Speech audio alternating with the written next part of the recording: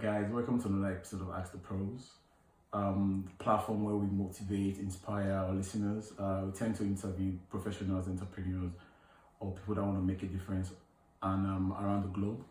On this episode, it's kind of like different from what other episodes because this is some guy that he's got two paths to his life. You guys will understand what I mean in just a moment.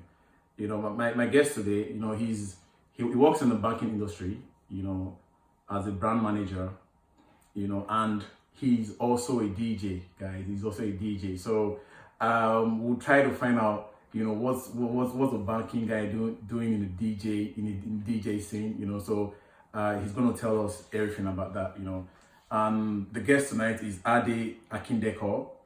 And Ade, the show is about, telling our stories and trying to paint a positive picture, that we from, minority, Black, Africa, we're doing good, we set the pace, not just negative things about us, you understand? So, and at the pros, we believe there's a story. We all have our stories and each story is unique, So, Ade, I'm gonna pass it over to you. What's your story? Yeah, I'll tell you my story in a little bit, but first of all, I want to say a big thank you to Askdpros for giving me this opportunity. Because when I got the call, you explained the vision to me, and I totally keyed into it. And I thought, man, this is a really good thing. It's a wonderful platform. I am so happy and elated to be part of it. So, back to your question. Thank you, Adi. Thanks for that. No problem, man. It's honestly, it's a mad vibe. I'm really feeling it. I'm sure a lot of people out there are feeling it as well. My story, I don't even know where to start. I understand. People are always like, oh, my story, because the story can be a very big story, but you could just start. Just start your story. We've got a story. Yeah, it depends on how much time we call.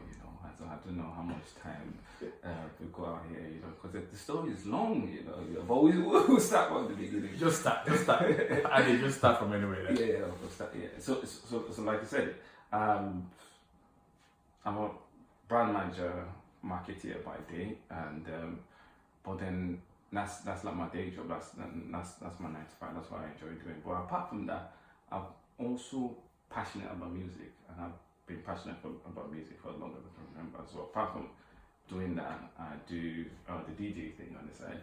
I also run events, concerts, and I work with a lot of artists as well when it comes to brand management and distributing their music. So there's so many facets to this thing. But I guess as the interview progresses, yeah, definitely. We'll touch on the nitty-gritty, but that's just a quick synopsis of who I am and what I do. That's good. So, Adi, where did you grow from? Where did you start from?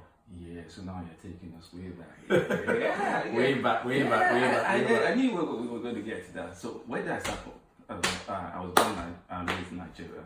I lived in Nigeria for like many years. Then I moved to the UK for when I was young. I moved for a couple of years, stayed for about 5-6 years, then I moved back, then did my secondary school uni in Nigeria. Then I came back to the UK, 11, 12 years ago. My math is failing me now. Somewhere along those lines. But I came back to do my masters. Okay, good. I did a masters in engineering, business management. Okay. And since then I've been here. Started working. The grind. It's got to be done. So you did your masters in engineering, business management. So what's the whole thing with this music thing and all that? What's the thing with music? How did music come into your path? That's a very good question, as in music has always been a part of me, so even when I was a youngster, I was in the choir. Okay. As you can tell, I don't have like the best singing voice, but then obviously I learned quite quickly that singing was not my thing.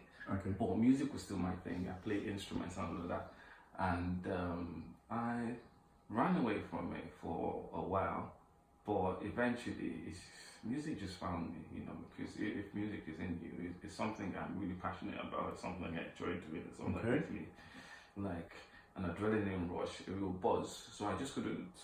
I tried to ignore it for a while, but I just couldn't, So I found myself, even though I was in like a professional field, I never stopped doing music. And the good thing about what I do is that it's all interlinked anyway. Music is life. That's the way I see it. Music is like the bedrock of everything, because music can change your mood. It can set the mood. It can make you happy. It can make you sad, depending on the kind of music. There's a lot of power in music, and I get a lot of inspiration from listening to genres that I like or artists that I'm into, and I listen to all sorts. As in, so what's your favorite vibe right now? Do you know what? I knew I was just setting you up for that question. I knew that was coming, and the truth is, because I'm a music person, I listen to loads of music. As in, listen to all sorts genres that you can't even imagine. Yeah, obviously I like Afrobeat, because that's what I'm pushing. That's your bedrock, yeah. Yeah.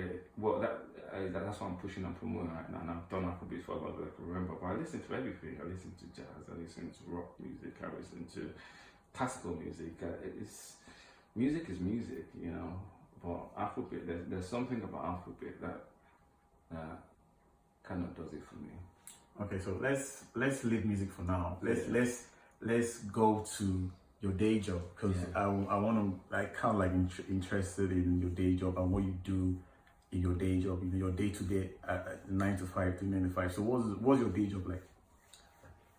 My day job is probably similar to other people, but my day job is quite intense. What I do as I'm a marketer, and I build brands. So I work with large corporates to build their brand, and branding for me is another interesting thing, in the sense that you shape perception, as in a brand is what defines you, or is what is your essence, is what your purpose is, and your job is to kind of build that story, for whatever brand that you're representing at that point in time. I've done it for many years for different brands, and for me, as long as you're authentic and telling the right stories, then you make connections with people, you create memories. So for me, what I do is quite rewarding, in the sense that I really, really enjoy working in the brand and marketing area. I also produce creative stuff when it comes to ads, so some of the ads on TV, me and my team are responsible for that. I wouldn't name the company right now, but we've worked with different companies, so ads on TV, billboards that you see, ads, social media stuff. So we get involved in loads of different things. So it's quite full on, I would say. Okay, good to hear that. But also moving from that, how do you plug that with music? Are they two different lives, or they connect at some point in your life? That's another very good question, and I think there's two ways to answer that. It's yes and no. There's a connection in the sense that it's all kind of arty, so that's where the connection is. But what I try to do, I try to separate my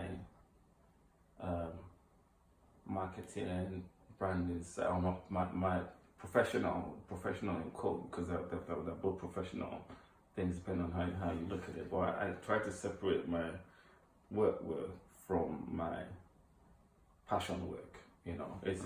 It's also work, but because for me, I don't really see DJing music as work. It's because I just enjoy doing it, But it is actually work. Yeah, it's something that just comes naturally. Yeah, it's something that comes naturally, and things that come naturally to you, that you really enjoy doing it, you won't even really see it as a chore. You're just doing stuff, and you're touching people's lives, and people are just having a good time. What were the difficulties that you faced trying to get into the banking environment? You know, doing branding. You know, what was difficult in that environment? I'll tell you the truth. Yeah, I think. Yeah, now I look back at the journey. Was it difficult? Yeah, to a certain extent, you know, because I think when you come to a new country, you need to kind of adjust in the sense that understand the culture, you know, but I think I was a bit fortunate because I had lived here before, so it wasn't.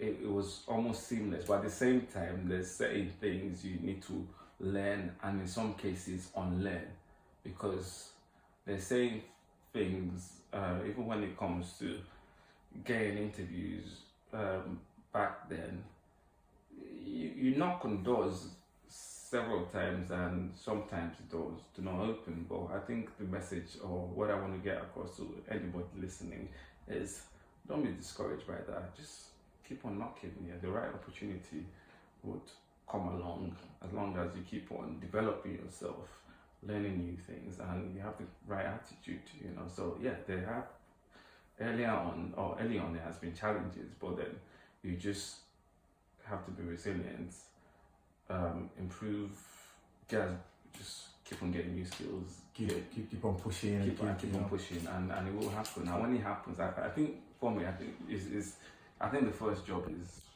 is the hardest. You know, once you get the first job and you're the system, then you can actually prove your worth, and it becomes easier to move on from there.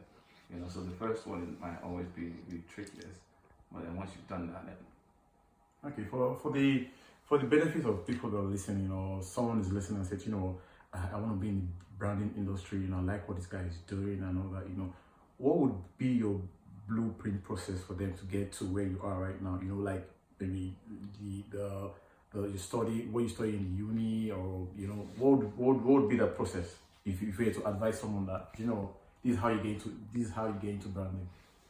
Okay. First of all, this kind of question, there's no one size fits all. For my journey is my journey. I'm happy to explain my journey and how I did it. But then again, I think we should just get out there that there's different ways. There's different journeys of people, but it's all common. One thing is set your mind to it, position yourself for it, and in terms of positioning yourself, you need to have the right skills. And another thing that is quite important, which people might not realize, is the power of relationships. It's good to build relationships with people. Keep networking. Some people say your network is your network. I think there's a certain element of truth in that. Yeah, you know. So you never know when those relationships are going to come good. So building relationships is not necessarily because you want something in return. It's just being open and honest, and just being good to other people. You know, it might come good, it might not, but then power of relationship. I've realized not only in the work life, but also in the business line as well. The way you treat people goes a long way. Then get educated, and education comes in like different forms. You know, there's the formal education, there's the informal education, but as long as you're willing to learn more and continuously improve, don't be stagnant. You know, be inquisitive, learn more. If you want to get into an industry, find out about that industry, find out what the requirements are for getting into the industry. If it's qualifications you need, go get those qualifications. If it's skills you need, you might not have those skills already. Volunteer for some apprenticeships or volunteer for some internships, and to get those skills, because at the end of the day, if anybody's going to employ you, what they really want is two things they want to know, from my experience. I want to know, one, what do you bring to the table? Yes. And two, which is really important, so apart from your skills, how do you fit into a team? So that's where the relationship angle that I was talking about comes in, because at the end of the day, there's a certain dynamic when it comes to like teams, and there is energies. I think it has to do with emotional intelligence, doesn't it? Yeah, you my friend, as scholar. That is the exact word, emotional intelligence. Moving on from the brand manager, to the DJ guy, DJ Bugzy Lee, what's DJ Bugzy Lee's story? Tell us your story. Okay, now I feel like two different people, so maybe I should just change my voice. No. Yeah. No, I'm joking, man. I'm just joking, yeah. DJ Bugzy Lee is a brand, it's me as well, but like I said earlier on, music is something that I'm passionate about, that I really enjoy doing. So the DJ thing came about, close to 20 years ago. So I used to DJ at like parties, house parties. Okay, so you started from house parties, yeah? Yeah, I started, let's even go further. I didn't start from house parties. In fact, slightly more than 20 years ago. So I think my first encounter with DJing was probably when I was in secondary school. Because we used to book DJs for school socials. Okay. So I really enjoyed what I was really intrigued about what the guy was doing, mixing two records together. Back then it was like 10 tables, so I walked up to him. Oh, I like this thing you're doing. Can I learn? Yes, yeah. You can come over. So I used to go to his studio at the time, really small studio back home. This is in Nigeria, so we just play around for a little bit. But then, did that for a couple of months. Then totally forgot about it. Stopped. That was just like an encounter. Then many years later, then when I was in uni, then I picked it up again. I started hanging out with other older DJs. Then from there, I started doing house parties. Did a few house parties. Then from house parties, we started doing raves, like clubs. Then I did that for a while. Then stopped it. Then when I started working like properly, I just kind of stopped it. Because it was taking much of your time, yeah? Yeah, because I just thought, no, I don't need to do this. Let me concentrate on my career and everything. But like, it's something that was in me. I worked for a while, but I just felt like something kept taking you back to DJ. Yeah, it kept on taking. Jeez, I think you've been there before. You sound like you've been there before. Because that's exactly what happened. I kept on going back to it. So then rather than playing out, I'll be playing, and so I got all the equipment all over again. Then playing at home. Then from there, then again when I picked it up properly again, it was when I was doing my masters. Okay. And then guys didn't build extra money, so we would organize raves, house parties, DJ at friends' house parties.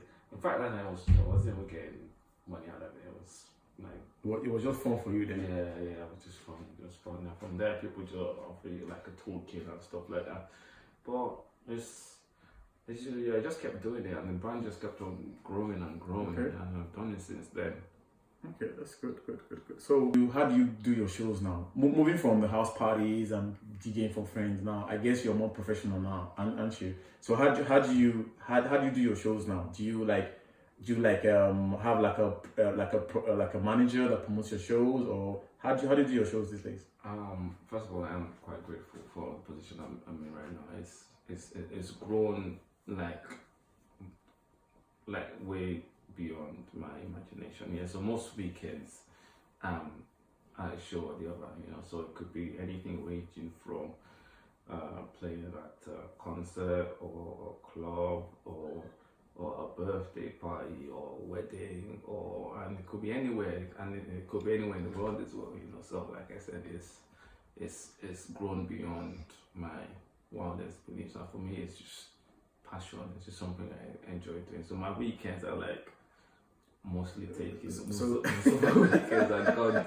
So what you're telling me that I'm very lucky to have you to hold you down this weekend, yeah, to do this interview. Yeah, I'll tell you one thing. This weekend is the first.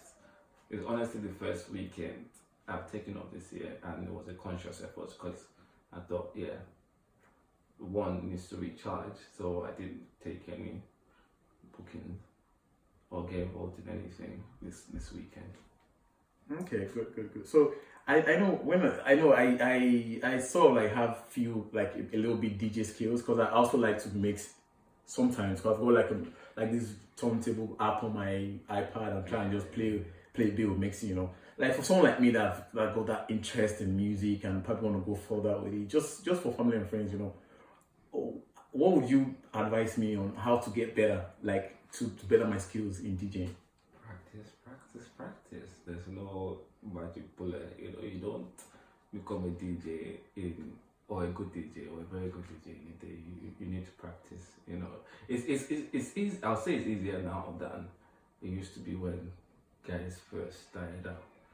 You know, because now you got technology, so they're saying things that are a bit easier to do. But at the same time, you need to understand the basics of. So Okay. it's pretty much practice. You know, then if you really want to get into it, then you start getting your equipment bit by bit and practice. And I think anybody can DJ as long as you like music and you enjoy music. Anybody can do it and practice. That's what it is.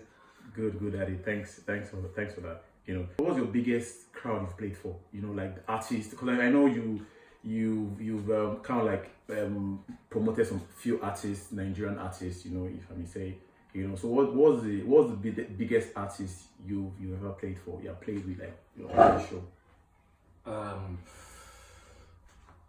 Yes, it's a difficult one, you know, because Can you name a few? No. I'm going to give you a diplomatic answer, and the diplomatic answer is I've played with a lot of big artists, you know, because I think when you start saying biggest, then you're starting to put artists on the scale. And because I work with a lot of artists, I don't want to say this person is bigger than this person. So I can give you a few examples. I've done stuff with the video. I've done stuff with